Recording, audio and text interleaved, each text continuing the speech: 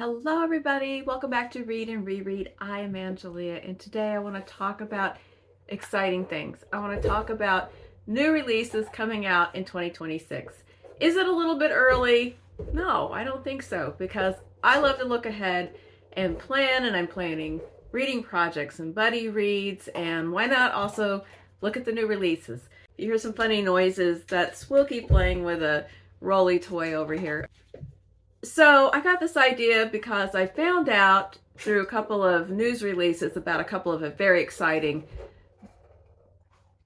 new book releases by authors that I love, and that got me wondering about other authors. So I started looking up a bunch of people that I hope would release a book soon, and I had hits and misses. I found some, and then other people are just remaining on my when are they going to do a book list.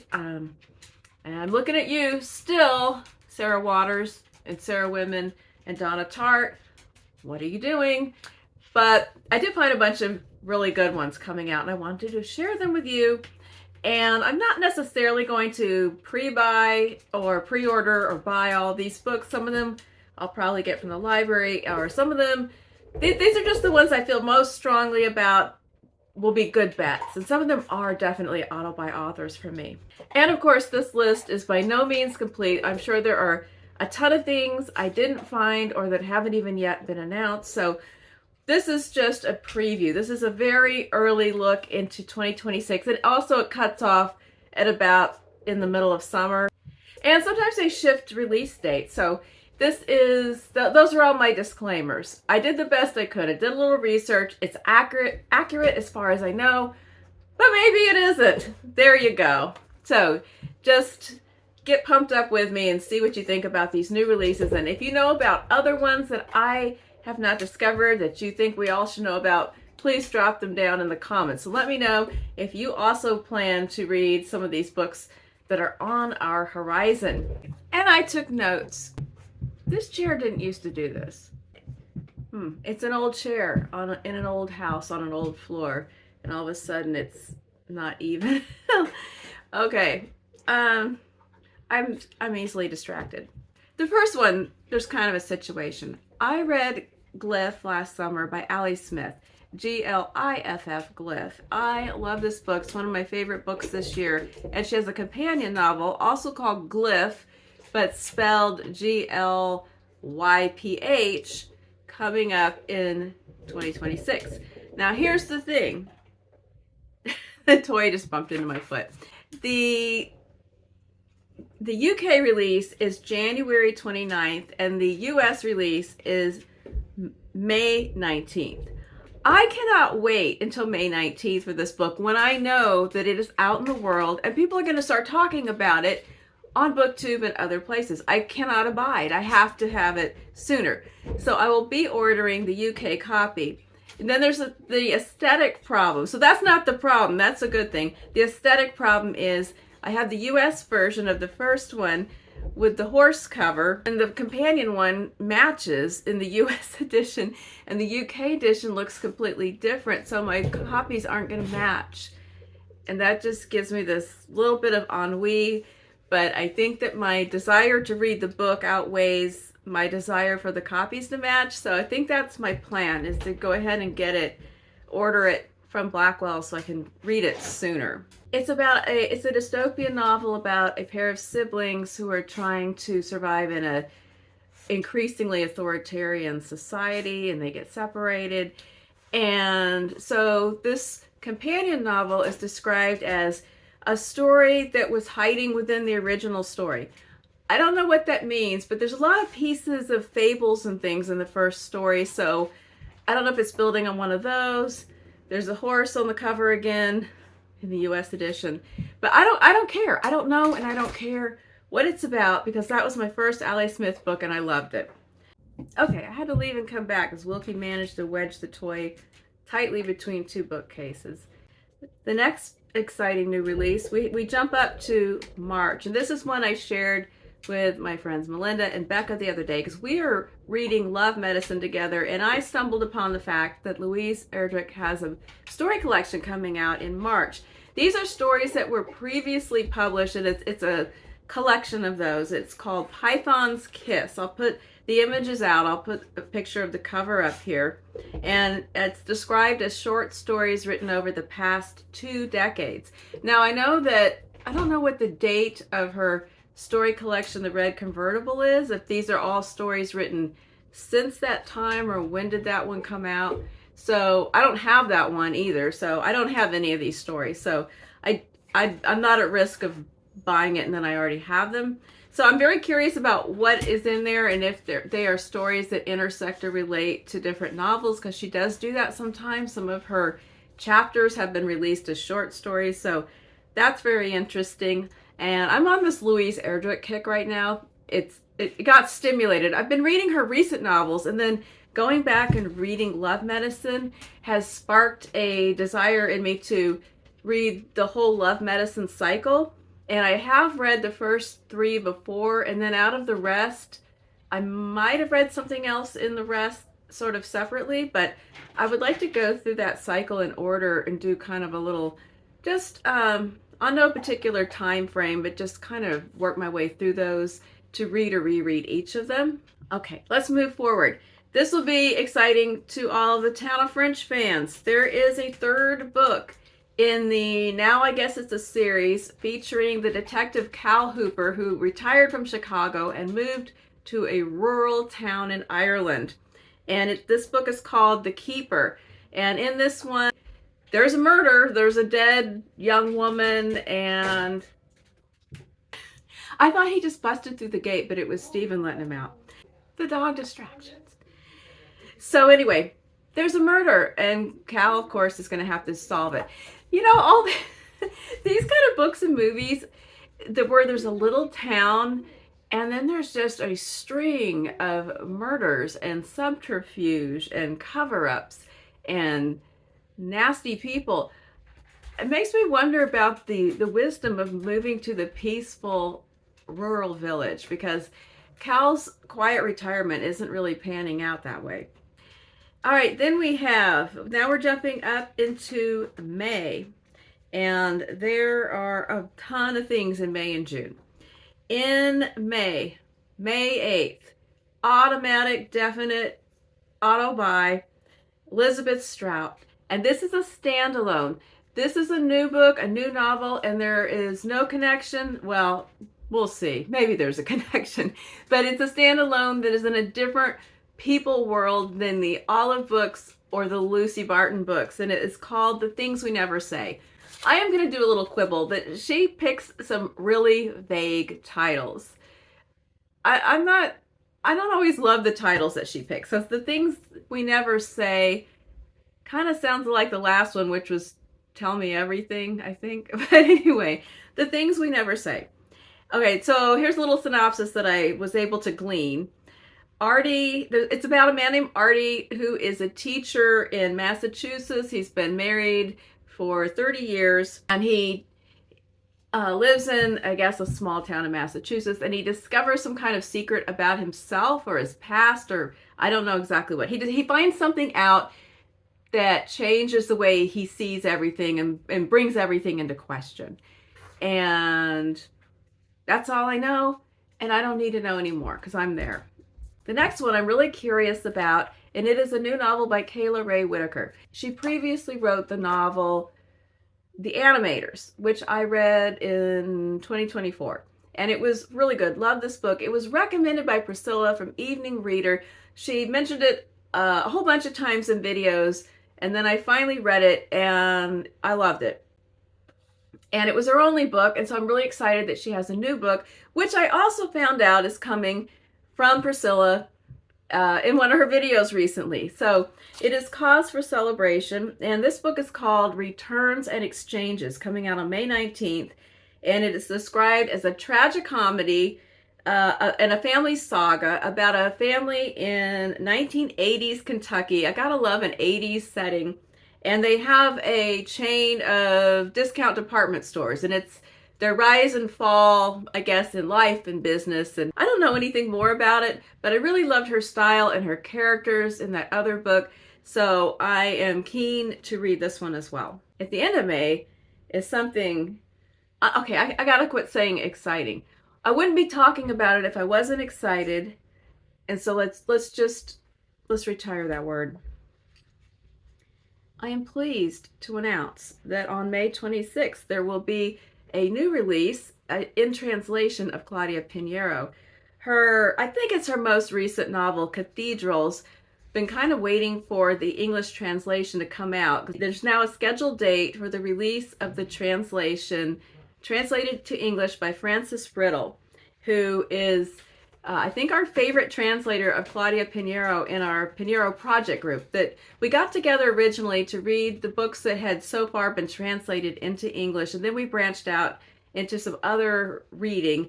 And then upon the discovery that this is finally getting translated, I shouldn't say finally, it hasn't been out that long. It's not like we've been waiting 10 years, but it's coming out, and we have already agreed that we want to read it together in June. She's an Argentinian author. The books are often classified as crime fiction, but there's usually a lot more going on, other layers, societal reflections, different issues coming into the picture, and I'm sure this is no exception. And it is described as a book about a long unsolved murder of a young woman and a father who just never has quit looking for answers. It's going to be really hard to function during this last week of May and this first week of June, because hot on the heels of Cathedrals, there are two big ones coming out on June 2nd. Ann Patchett's new novel, Whistler, is going to be released on that day. She spoke about it recently in a short, I think, on her Parnassus site, and she described it as, this is what it's about. There is, at the beginning of the story, there is a middle-aged couple walking through a museum, and they become aware that there's a man that seems like he's kind of following them around in the museum, and they get kind of creeped out. And so her husband suddenly steps back to confront him, and they discover that the man is this man that her mother was briefly married to when she was a child. And she and this man had a really good rapport and a nice relationship, but then I guess things went wrong, and they divorced, and she lost touch with him. And he I guess he recognized her in the museum. I don't know if I hope he wasn't stalking her. But anyway, it's about rekindling that relationship later in life. And I think that is just a really interesting concept. And she's such a good bookseller of her books and other people's books, because she just gave this little synopsis, and I just wanted to read it right away. Whistler is a horse that I guess is not a big part of the plot, but it's like a small important hinge, and also on the cover. So here's more books with horses on them. Also on that same day, Maggie O'Farrell, Irish author, her new book Land is coming out on June 2nd as well. I forgot to write down a synopsis of this, so let me look up a description real fast. No cover image yet, but it is a soaring historical novel set in Ireland in the years before and after the Great Hunger. So we have Tomas and his reluctant son Liam are working for the Great Ordnance Survey Project to map the whole of Ireland, the years 1865, and in a country not long since ravaged and emptied by the Great Hunger, the task is not an easy one. Tomas, however, is determined that his maps will be a record of the disaster. And then something happens and they get separated. That's all we need to know. It's Maggie O'Farrell. Yay! Clear your calendars for that magnificent week of reading right there.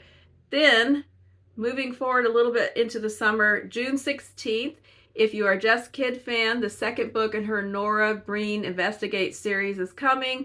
It's called Murder at the Spirit Lounge. And yes, it's about a seance gone wrong. And then all the attendees start dying, and something sinister is afoot. The first one was it Murder at Gull's Nest? Is that correct? I thought it was a fun book. It's lighter than some of her previous fiction, but it wasn't fluffy. It wasn't too light. I really enjoyed it. And so I'm glad to see there's a second installment. Stephen and I both liked the first book, so we're happy that there's another one coming. And I am kind of a sucker for the stories that bring in the seances and the spiritualists, and I find that entertaining. Okay, then on July 17th, we get a little breather for a month, And then there's another boom boom in July. In July 17th, there's a new novel by Daniel Mason. And if you've been on my channel for a while, you know how much I love Northwoods. And this to me is a message to me to reread Northwoods before this new book comes along, because I've been wanting to do that ever since I read it. And the new book is called Country People. And it's about a couple who are both professors, and the wife gets a job as I guess, a visiting professor at a small college in Vermont. And the husband, I think, was kind of maybe at a drift or at a crossroads or something. So they take this job opportunity and they go to Vermont.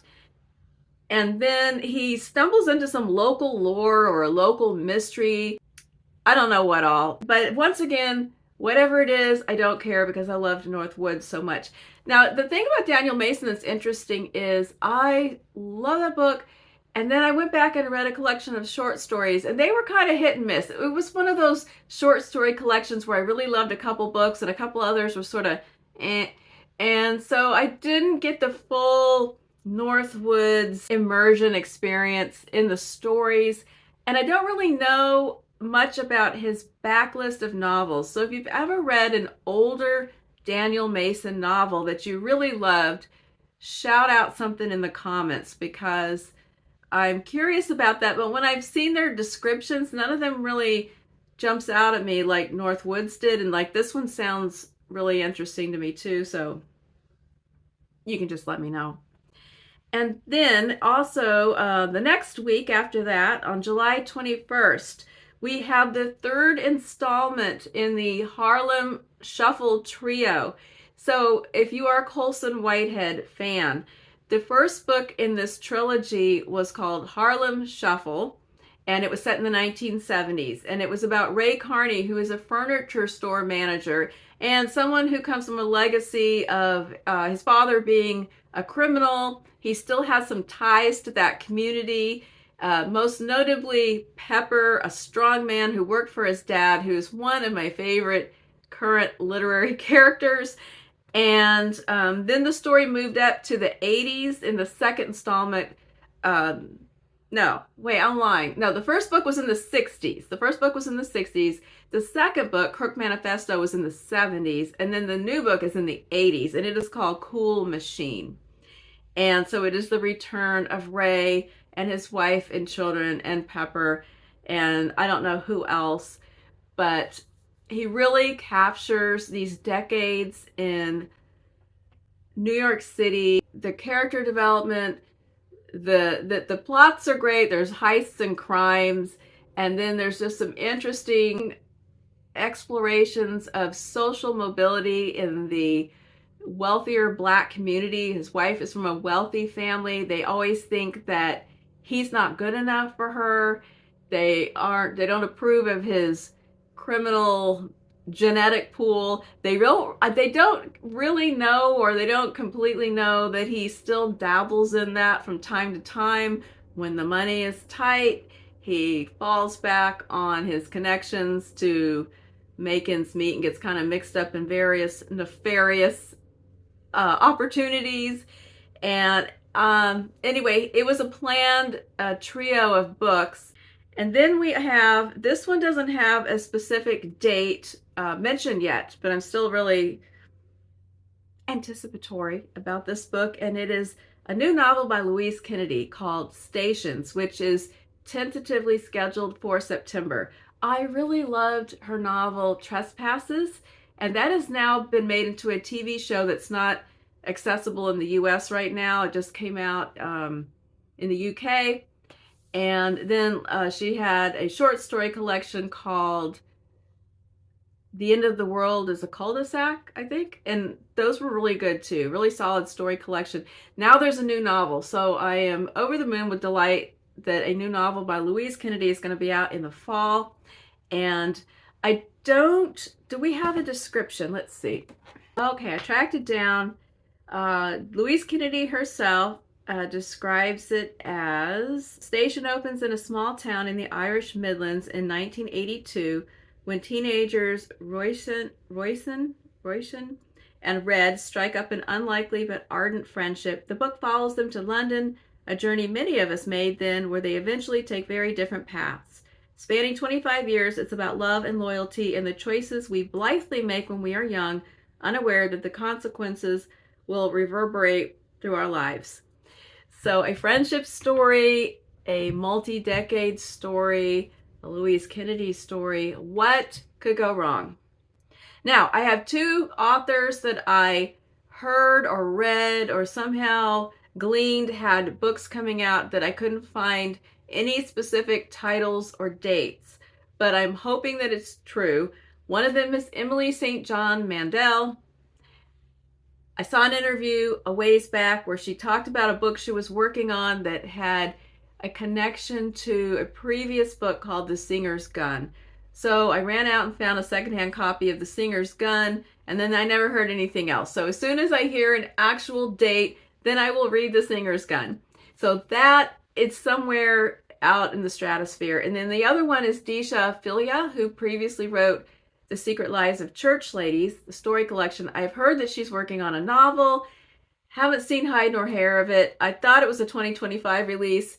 It didn't materialize. So fingers crossed for 2026. And so that is it. If you know some more, put them in the comments. And I'm sure as the year unfolds, other stuff will happen. But that right now are some things I'm looking forward to coming out.